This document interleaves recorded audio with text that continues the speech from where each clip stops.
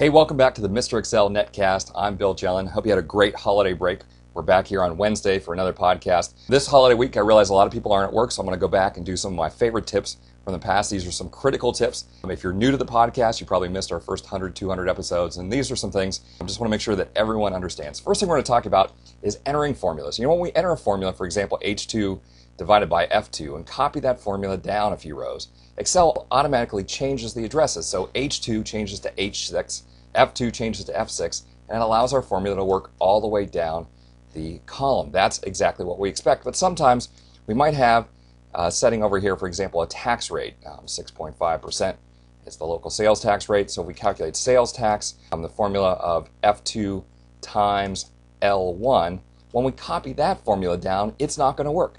We're going to get zeros everywhere, and when we take a look at one of the copied formulas, we'll see that the F2 changed to F5 exactly like we wanted it to do, but the L1 changed to L4. We want that L1 to always point to L1, and it's called an absolute reference.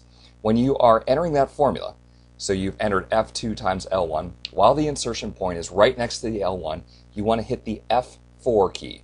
The F4 key will put in two $signs, $L, $1. That tells Excel no matter where we copy this formula, up, down, left, or right, we always want it to point to L1.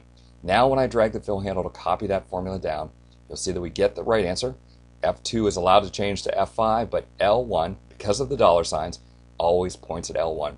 It's called an absolute reference. You probably have an occasion to use it maybe once a month. It's really good to know. It's one of those things that you never learn when you're teaching Excel to yourself, but it's very important and can save you lots and lots of time when you need to use it. Called an absolute reference. Hey, thanks for stopping by. We'll see you tomorrow for another netcast from Mr. Excel.